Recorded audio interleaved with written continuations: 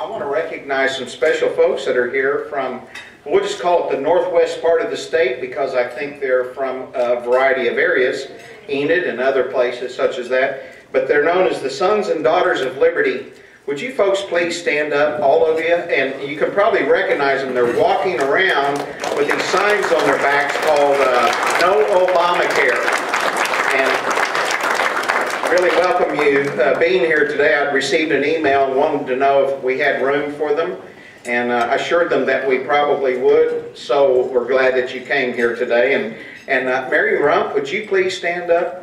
Mary served as the Republican National Committee woman for many years for the state of Oklahoma, and she was one of the conservative, truly a conservative influence. Thank you for being here, all of you here today. At this point in time, we're going to go ahead and move into our program here. I'm very pleased to have the Lieutenant Governor of the state of Oklahoma. Probably, I would say it was 6 years ago, or actually 8 years ago now, that Lieutenant Governor Lamb first ran for the Senate, for the state Senate, and he was one of the more conservative senators in the Senate. Appreciate so much his service there. Like any senator, even Brogdon, you don't agree with him all the time, you know. Anyway, Todd did a very good job, and he ran for lieutenant governor, and he has served in that position for 2 years now. I've asked him to come today specifically to tell us a little bit about his duties as lieutenant governor, what he sees as far as Oklahoma, and more specifically, the governor, Fallon, recently appointed him to chair this safety committee to determine what needs to be done in the state of Oklahoma regarding keeping our children and our teachers safe in the schools. So please, at this point in time, give a big hand to Lieutenant Governor Todd Lamb as he comes forward.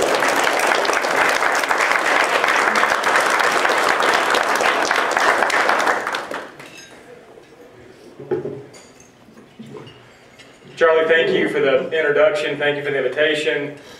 I wanted to get here earlier and say hi to some folks and mingle. I'm sorry I walked in a little bit tardy, and thanks for not calling me out when I did that, Charlie. I was delayed. I spoke at the Rose Day event in the House chamber. Rose Day is a very important day at the state capitol. When I was in the state Senate, I was the principal author of much of the pro-life legislation, led an override of the governor's veto for the first time in 10 years when I was a state senator. So not just by rhetoric, but also by deed and my conviction on policy, Rose Day is a very important day to me. And I think some of you were there earlier, so I'm sorry I walked in a little bit later than I wanted to. What I'd like to do, based on Charlie's invitation and what he just said, I want to touch on three things with you today. Going in reverse order, I'll finish with school security, the Oklahoma Commission on School Security, which, as Charlie mentioned, I'm chairing. Before that, I will talk about my role as Lieutenant Governor, but first I want to begin and share with you my conviction and how I arrive at where I arrive and what my foundation is. My foundation in public service, my foundation in my life, is my personal relationship with Jesus Christ. I gave my life to Christ at the age of 12, sinner saved by grace. For those of you that are familiar with Bailey Smith or First Southern Dell City, we were at a revival. I'm from Enid. We were at a revival at First Southern Dell City, Mr. Bullard, and Bailey Smith preached on the wheat and the tares. I knew I was a tare after Bailey Smith got done. Everybody thinks they're a tare after Bailey Smith gets done, Dr. Smith, but that's my personal relationship with Christ. Now, my worldview, my biblical worldview is just that. It's from God's Word. My political worldview stems from that, and I take much of my charge and my role as a policymaker and as Lieutenant Governor from the book of Nehemiah. I love the book of Nehemiah. I love Nehemiah.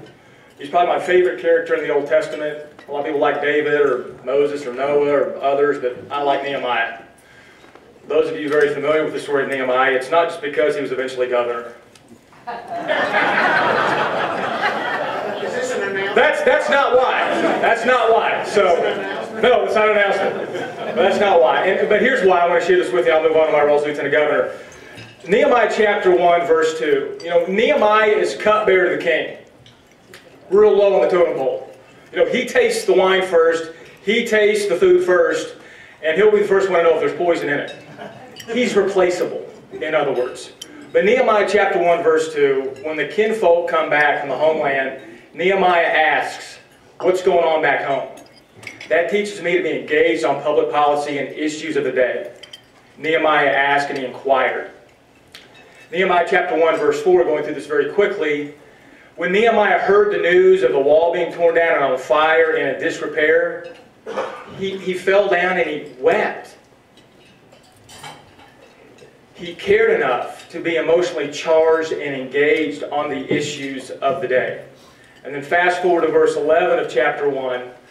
Nehemiah begins his prayer and he finishes in verse 11. And he says, to paraphrase, Lord, please grant your servant, talking about himself, grant your servant success today as he goes before the king, the pagan king whom he serves. Point being, he cared enough to ask about the issues. He was emotionally engaged and charged on the issues. He wept. He prayed, but he became a man of action on the issues.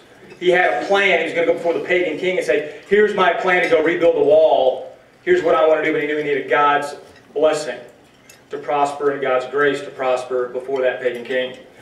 That's my foundation in public service. My role as lieutenant governor stems from that, as I've said. I've divided the office into a portfolio of thirds, and I want to share that with you. This group, if I can call it your group, Charlie, OPAC, you're very engaged. Everybody knows that.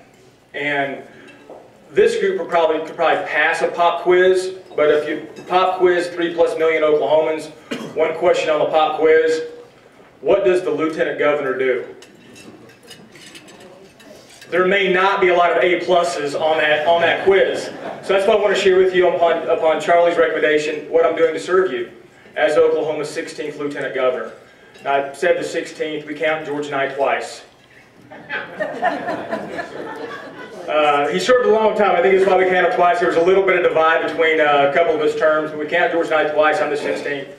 I've divided this office into a portfolio of thirds, if you will. First third of my duties are the responsibility and assignments I receive from the state constitution or state statutes, such as I serve as president of the Oklahoma State Senate, a body in which I served for 6 years, as I mentioned already. I chair tourism and recreation in Oklahoma, the third highest grossing revenue stream in our state.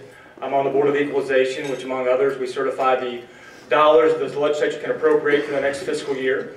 I'm on the Board of CompSource, not in a policy capacity, but on kind of an actuary capacity on the Board of CompSource, which, as you know, small business operator, insurance for business, which unfortunately is the insurer of last resort, but the greatest insurer of business, which is a problem in and of itself. I also serve as acting governor when the governor is out of state. That's a real role, real capacity. I sign legislation as acting governor, emergency order, proclamation, declarations. If I could just digress for a moment, many of you have my cell phone number, which I'm happy that you do. I don't answer my cell phone a lot. When the governor's out of state, I'm acting governor. When my cell phone vibrates and I'm acting governor, I'm always worried. It's going to be an old high school friend requesting a pardon. Barry Rumpf, my dear friend and mentor for many years from Enid. Please don't repeat that back home. I just said that, somewhat tongue-in-cheek. That's kind of the first third of my duties and responsibilities, among other things. Those are the highlights. Second third of my duties as lieutenant governor are the responsibilities that stem from the governor herself. Governor Fallon and I have a relationship. Many of us have known her for many, many years, of course, in her time of public service. Well, it's not automatic when you're elected lieutenant governor that you're in the governor's cabinet. It's not an automatic. Well, after her election in November of 2010, the first appointment she made to her cabinet was my appointment as the small business advocate. That's a role I take very, very seriously. Of all of Oklahoma's employers, over 97%, to be exact, 97.2% are small business employers. Just machinate on that for a moment. 97.2% of our employers are small business employers. So that role as a small business advocate I take seriously, and that takes me all across the state. In 2012, that we just finished, I visited every county in Oklahoma. And I did it in 2011, my first year as lieutenant governor. The tour I just finished was my 4th statewide tour in my public service career. And my goal isn't Stevens County, check a box, Garfield County, my home, check a box, Texas County, check a box, and we're out. I have town hall meetings, open forums, talk about any issue you want, all throughout the state, and I visit with business owners one-on-one, asking this, whether it's one-on-one or a public setting like this, I ask this non-rhetorical question everywhere I go. Largely made up of small business, that's why I ask this question, non-rhetorical. Based on your business model, based on what you do for a living, based on your life experience, what is Oklahoma's greatest impediment to growth? Then a quick follow-up from me, non-rhetorical, is based on your life experience, based on your business model, based on what you do for a living, how do we address those impediments? What's your advice, the citizens of Oklahoma? What's your advice on how we address the challenges of the day and what we face as a state? Now that dovetails nicely into the final third of my portfolio, which is my conviction, my agenda, my passion, my platform. I don't like using the personal pronoun, but the last part's kind of my deal, what I want to do. And simply put, that is this: as Lieutenant Governor, I want Oklahoma to beat Texas in something besides football. I mean, can I get an amen? I'll be quick to say that our budget cycle is healthier than the state of Texas. I don't want to be like Texas for the sake of being like Texas. That's not my point. But I don't want to copy everything Texas does. But their economy has grown. There are more Fortune 500 companies there than are here. Not about large business, but I'm talking about business climate, a healthy climate, where kids remain after they finish high school, after they finish college, where kids remain and they don't go to other states. That's what I want to see in Oklahoma in the future. So with my role, small business, and my conviction to make Oklahoma the most prosperous state we can have for our next generation, and our businesses that are here right now, allowing them to thrive and prosper and hire more people, and creating that entrepreneurial heaven on earth that attracts business out of state to Oklahoma in the future. Putting those two things together, last year and this year, I issued the Lieutenant Governor Policy and Issues Report. Now, maybe somebody can go back to 1930 and do some research, but we've been told this is the first time a Lieutenant Governor has ever done this. I found that somewhat surprising, but again, my conviction and my worldview and why I did this. The number one issue facing Oklahoma, facing small business, facing our climate and our economy is the need for workers' comp reform. Bar none. Bar none. I hear it in urban Oklahoma, I hear it in rural Oklahoma, north of 40, south of 40, west of 35, east of 35. The need for replacement. Not just some piecemeal reform, but replacement of our workers' compensation system.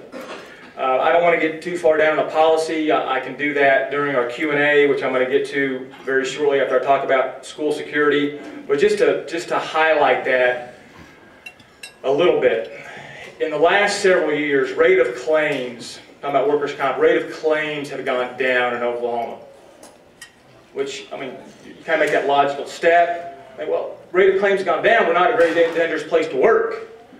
Well, as rate of claims have gone down in Oklahoma, simultaneously rate of awards for permanent personal disability, for instance, have skyrocketed. Less claims being filed, more awards being handed down by the Workers' Compensation Court. We have the 6th most expensive workers' comp system in the entire country. Oklahoma is one of 2 states that still holds on to the adversarial system of workers' comp, which really means a largely judicial system. The other state being Tennessee. One of my town hall meetings was in Bartlesville. And it's always interesting, you heard what I said, the non-rhetorical question I asked. I want to hear what the challenges are. I want to hear the problems. A lot of these meetings I start off, I said, listen, I'm going to ask you to call a baby ugly. I want to hear what the problems are. Well, sometimes people don't feel real freely about doing that. And so we were in Bartlesville, we had this break, and a business owner came up to me. He said, I didn't want to say anything out loud, but I just want you to know I have a footprint in Oklahoma. Obviously, I'm in Bartlesville. I have a footprint of business in Oklahoma. But I also have a footprint of my business in the state of Tennessee. And so, Mary, quickly I started thinking, oh, I'm going to hear a positive anecdote about our workers' comp system. What a novel time this will be. And then he quickly said, I just want you to know that my workers' comp rates are 50% greater in the state of Oklahoma than they are in the state of Tennessee. What an indictment. What an indictment of the poor public policy of workers' comp. And not only are we one of the two adversarial systems, we're the worst of the bad system. It needs to be reformed and it needs to be replaced. I gave a speech in Midwest City some months ago. I took Q&A after lunch, and this one gentleman said, well, how will we know? How will we know when we have sick? Because we hear about workers' comp forever, do we not? Heard about it for such a long time, and this business owner, he was kind of exhibiting his frustration. He said, how will we know when we have meaningful workers' comp reform? I said, that's real simple. When your rates go down. That's how we know. No, not the press conference, not any bill signings, not any press releases, not who authored or co-authored, and not what the vote was in the Senate or the House, but when business owners' rates go down. So they can hire more moms and dads, hire more graduates, hire more Oklahomans, and invest in the communities in which their business resides. So I didn't want to give a workers' comp speech today, but as soon as I talk about workers' comp, it's like Pavlov's dog. I get triggered and I just kind of go off running on I know Charlie has a soapbox. I kind of got on Charlie's soapbox there for a moment on workers' comp. I'd be happy to talk about that and other issues. This policy report that I have here, I'm going to guard this one kind of closely as much as I love y'all. This is my last copy, my chief of staff told me. This is available online. If you go to my website, and if you look at it, I mean, it's not, Al Gore didn't write it. You know, it's not 50 pages worth of 3 sentences of material. It's very concise, and it covers the issues that I heard about this past year. Just Google Lieutenant Governor Todd Lamb, and our website will pop up. The homepage, it's a link at the top, 2013 Policy and Issues Report. I'd love you to take a look at it and tell me what you think. We asked Charlie to do that last year when I issued the policy report. Now, getting to the last part of what Charlie asked me to talk about today, and it just appears disjointed, I'm sorry, but I wanted to cover those 3 areas. The Oklahoma Commission on School Security. In 2008, when I was in the state senate, and some of you may be familiar with my background, some may not, but I've got a small business background in oil and gas and in telecommunications. I went to law school. I practiced law for a short time. I really didn't like that at all. I practiced law for right around a year, and then I got into the business things. But before that, I was a special agent with United States Secret Service. So I have that physical security background of protecting people and protecting structures. Not an expert, I wouldn't say, but I've got extensive training and a background. Well, with that, when I was in the state senate, I wanted Oklahoma to be very proactive in making sure that Oklahoma students were the safest students in the country in common education. And so I authored, in 2008, the Oklahoma School Security Act, which, to cover that act very quickly, it was just common sense measures, requiring schools to do 2 lockdown drills a year, and they couldn't do it within the same semester to catch more kids that were moving in and out of districts. Common sense.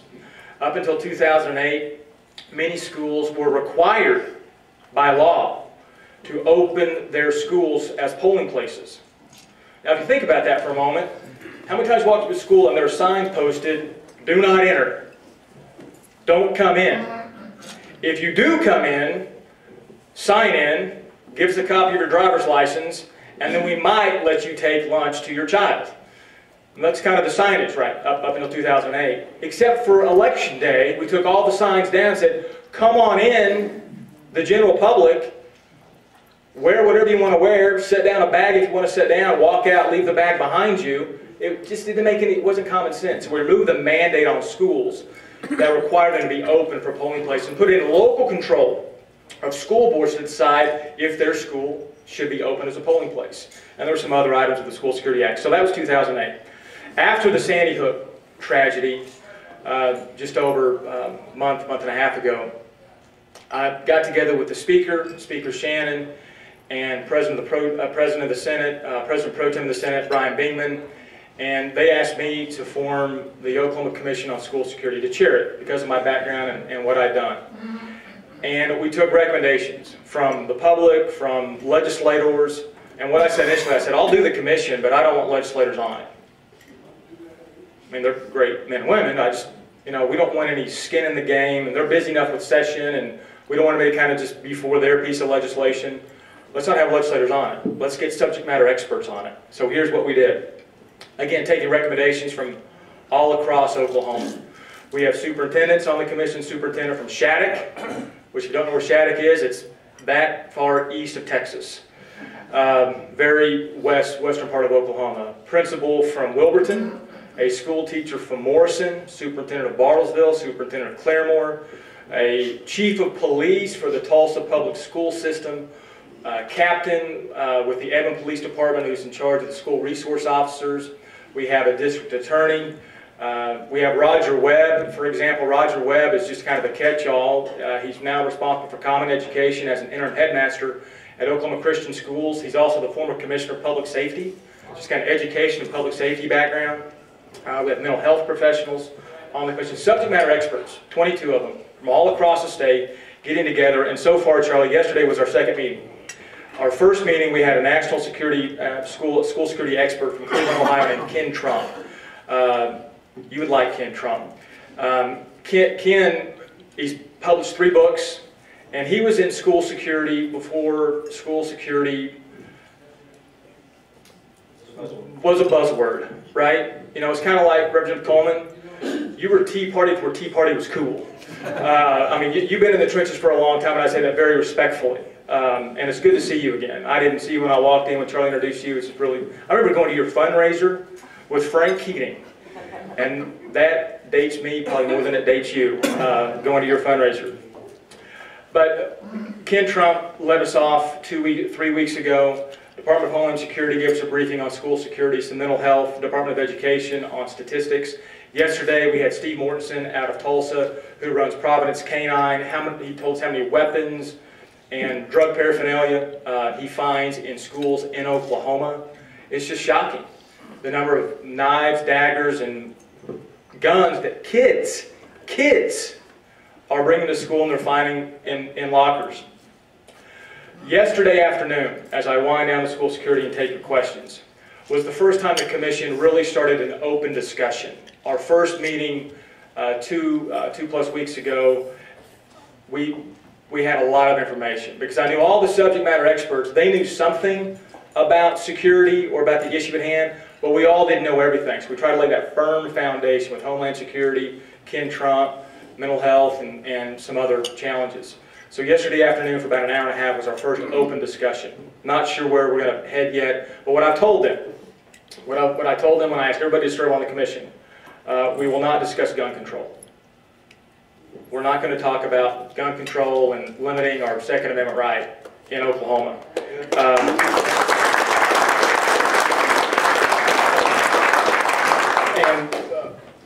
To contract that is a federal issue. Now, we've got states' rights, thank you, 10th Amendment, to exercise the Second Amendment. So please don't confuse that when I say that's a federal issue to contract. That's Washington, D.C. I ran for Lieutenant Governor of the state of Oklahoma. I believe in the 10th Amendment, but I'm going to focus on state issues and what we're doing in the state. But I told everybody when they're on that commission, we're not going to talk about gun control. So I'm anxious to see where we're going to go, and I'll conclude with this. This commission, very important, is not a commission in perpetuity. I rarely quote Ross Perot. Do you ever quote Ross Perot? Sometimes, okay, I rarely quote Ross Perot, but I love this Ross Perot quote, and it applies to the commission. Ross Perot said in 1992, if you see a snake, kill it. Don't appoint a committee on snakes. Because that snake will never go anywhere, right? Because they'll keep meeting about the snake and talking about the snake and study the snake. No, this commission is not a commission in perpetuity. Our deadline's March. March. Now, March of this year. March of this year. With that stipulation is a great challenge to have a comprehensive analysis on school security, have that commission make some recommendations. There are 5 shell bills waiting to put language in to see what the commission recommends. And with all these different subject matter experts, it's going to be challenging to funnel that and channel that down into recommendations for the legislature. It's a great charge, a great responsibility, but it's an honor to chair that commission. As I close, I want to say a sincere thank you. You know, I've been coming to OPAC, hometown buffet. Remember those days? Italianos. I couldn't eat for 3 days after I go to Italianos. It's carb, heavy stuff, but it was good. And now you're just growing so much, I don't know if it's regularly here or what, but it's great to be at OPAC again because I travel so much. As I said, all of Oklahoma, 77 counties, multiple times. I don't get to all the lunch meetings I'd like to get to. But I sincerely thank you for having Magnetic North. You know, when you hear OPAC, nobody has to think, well, I wonder where they are on the issue. you don't have to. They have to be curious on where OPAC is on an issue. So thank you for having Magnetic North. Thank you for growing the size, and thank you for coming to grow the size, and thank you for allowing me to be with you briefly, and I'll wrap up with my economic development conviction on what I want to do. My mantra is this: working with you, working with our citizens, working with small business owners. I want to make the best thing in Texas, I-35 North. Thanks for having me, and I'll take any questions you have. I'm going to take the privilege and ask the first two questions here. And I'm going to make a statement. You don't have to agree with it, okay, Lieutenant Governor? Other than having Governor Fallon travel a little more often, which I'd like to see. Last year, Governor Fallon made it clear that she would not support moving or reforming our workers' comp to an administrative system. This year we have veto-proof majorities in both houses. And so if the governor does not come on board with changing this, do you think the legislature might go ahead and pass it and override a veto? That's a lot right there. That's a lot of ifs and buts, candies and nuts. This is what I see happening in the session. Very concisely, very briefly. Talking to the speaker, talking to the pro tem. I know they, to use the term Magnetic North again, they're there. I mean, they've got the pointers out, and it's workers' comp reform, and not a part of the statute or piecemeal approach as in the past. They want comprehensive reform. And when I had these town halls, Charlie, I included the legislators. If they're scheduled to have one, because I wanted them to hear from their business owners what they're saying about comp. So the legislators are there, and I think this year, you know, if you're asking me to be a prosecutor, we will see workers' comp reform hit the governor's desk. And in her speech Monday, page 1, bottom of the page, one entire paragraph, she talked about workers' comp. So I'm very, very optimistic. I did an interview yesterday. I said it will be a successful session if we get replacement reform through. Okay. My final question, and we'll come to you next here. And I appreciate, and it's wise for you to go out and talk to the businessmen across the state. My question is, how do you balance a biblical understanding where we see in the 18th chapter of the book of Revelations that when this great harlot, this great whore, mystery Babylon is fallen, the merchants, or in other words, the businessmen of the world, standing there weeping because they've lost their business. We've also seen Soviet leaders talking about the American capitalists will sell us the rope which we will use to hang them with. So how do you balance one tendency of businessmen to perhaps be willing to shuck any kind of morality for the pragmatism of making a dollar versus the importance of a business climate where they can make a dollar? How do you balance that? That's a good question. I think I understand the question. If I don't, I mean, come at me again. I mean, specifically about business. Please do. I want to make sure I answer. One thing right now Governor Fallon is promoting is the manufacturing and expansion of drones in the state of Oklahoma.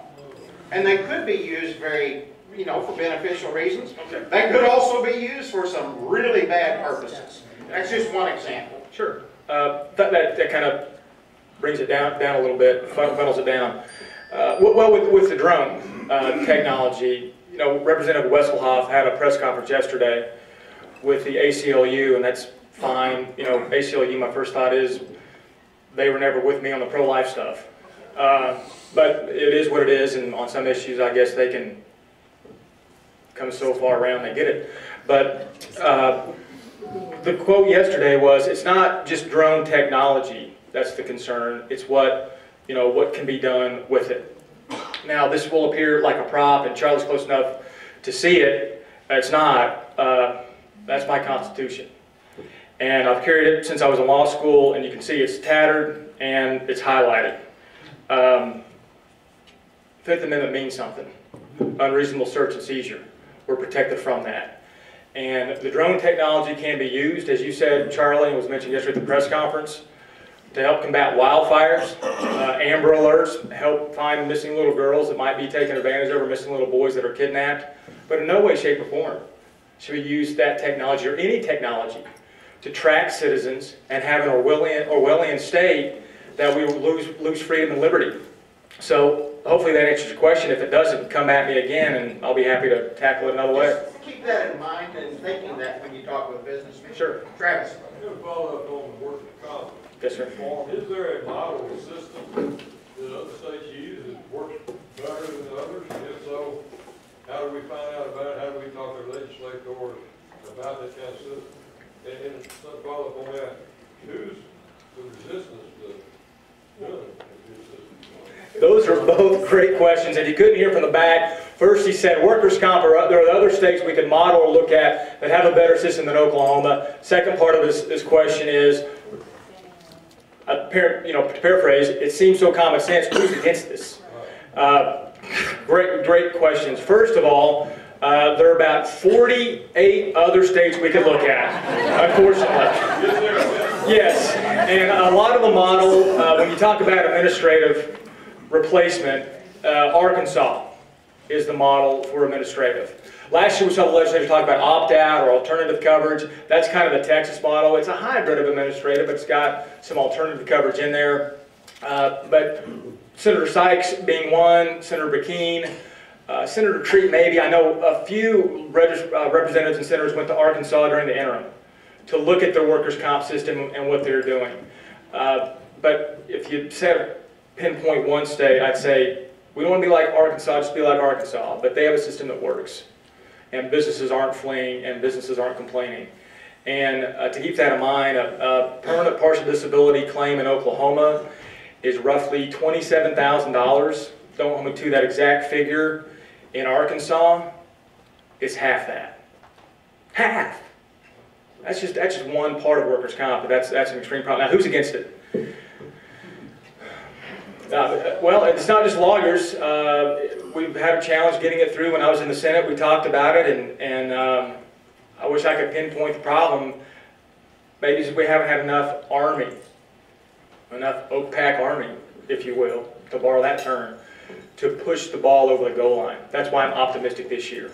I see that consensus building. So you're not going to name the lawyers Well, here's the deal. I couldn't name any. I couldn't name any workers' comp lawyers because I never practiced a workers' comp claim in my life. I just haven't, so I don't know the workers' comp lawyers, and they kind of know where I am on it, so they don't call me a lot. So don't mention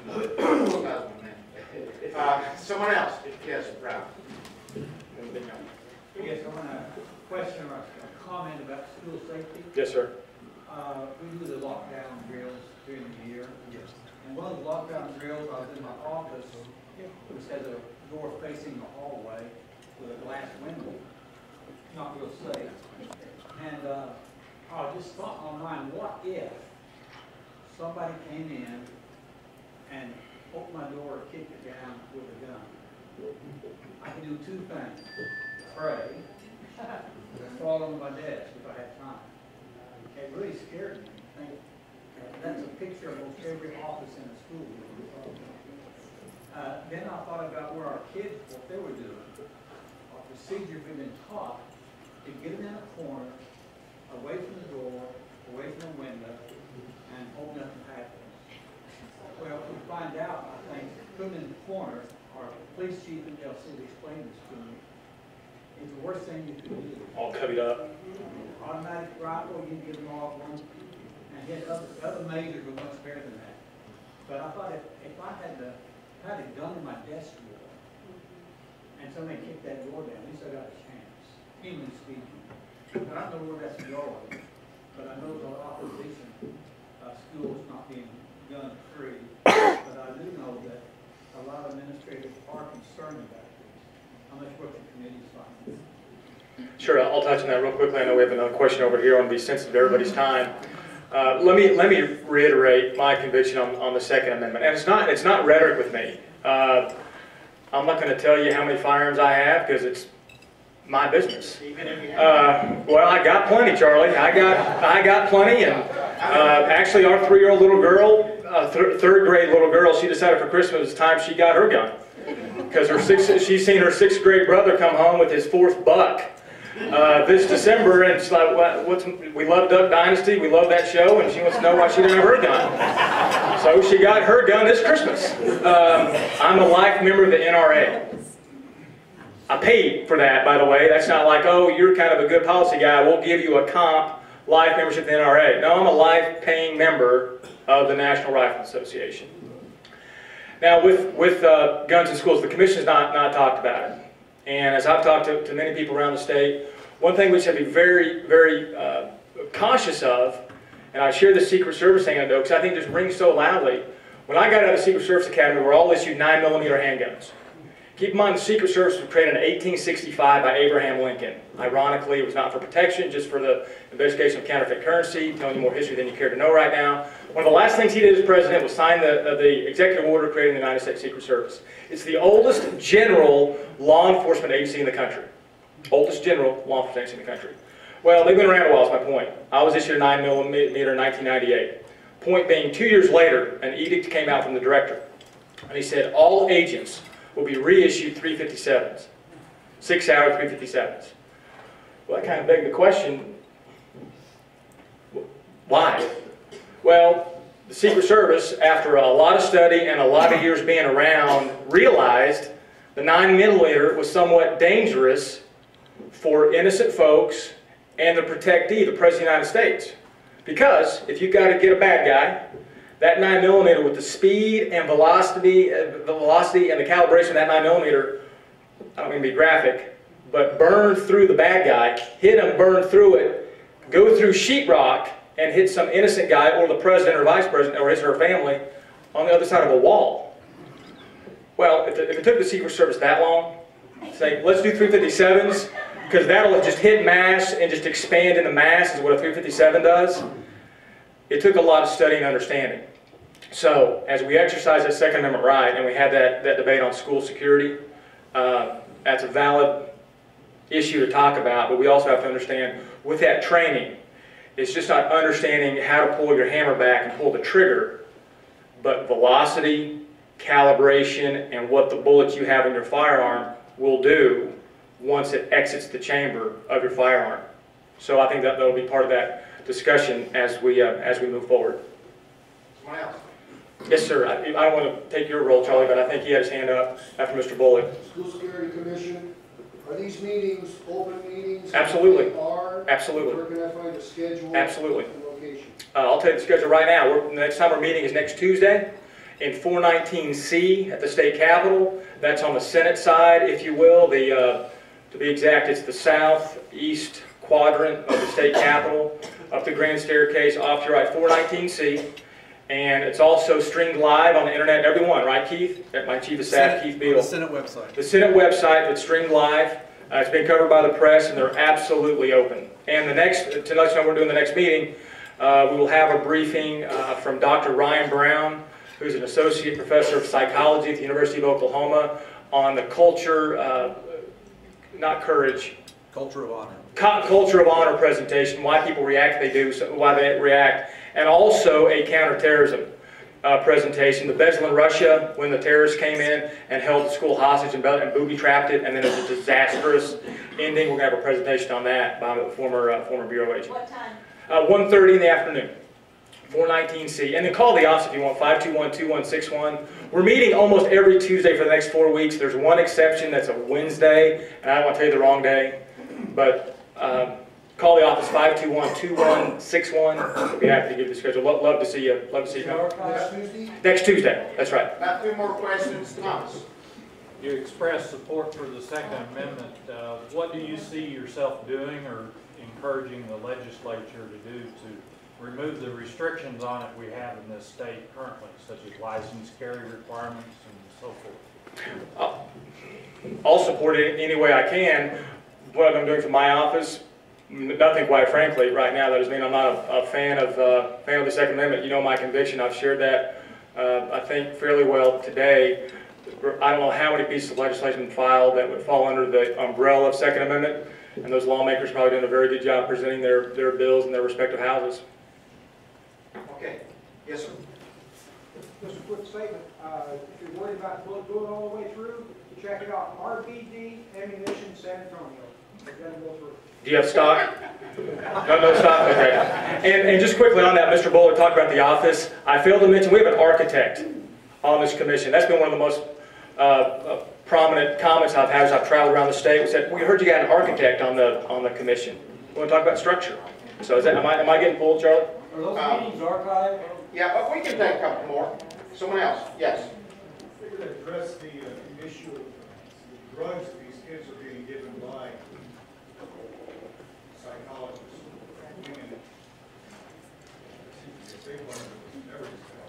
Well, we talked about substance abuse yesterday. That was. I'm talking about prescription drugs from psychologists. That's not an issue we talked about yet. Ritalin and things.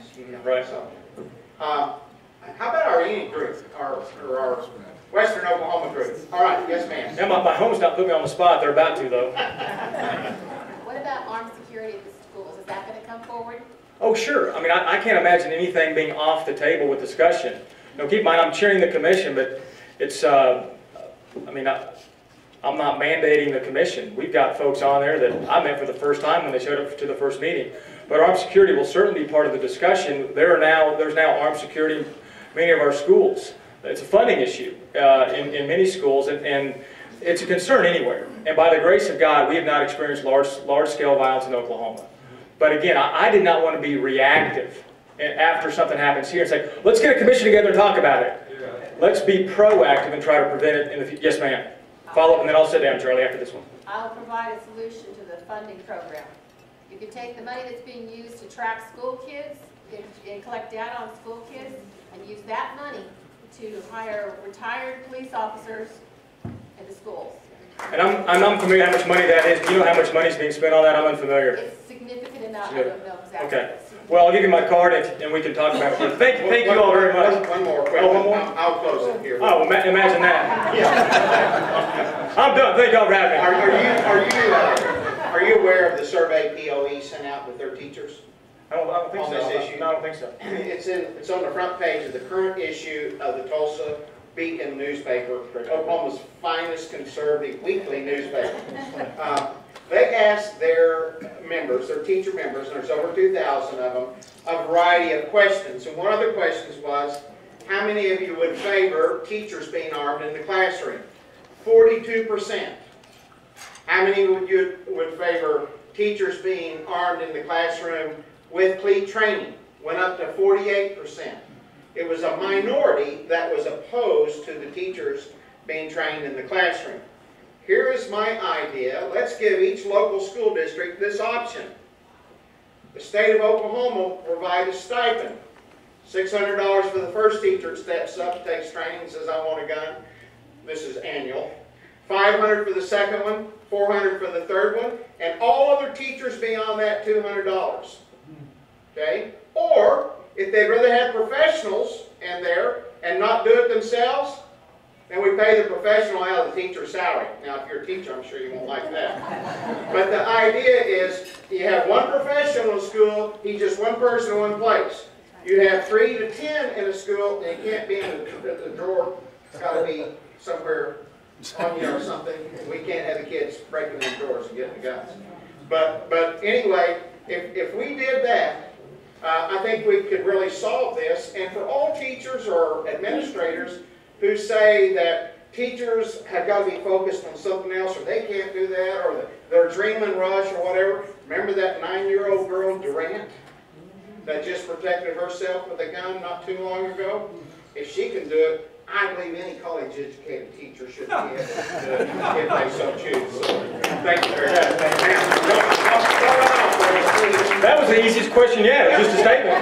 Hey, by the way, I love the Tulsa Beacon. I got their endorsement from Lieutenant Governor. I love the Tulsa Beacon. There you go. There you go. Over in Tulsa. Man, so please let me, yeah, you're done here. Sorry.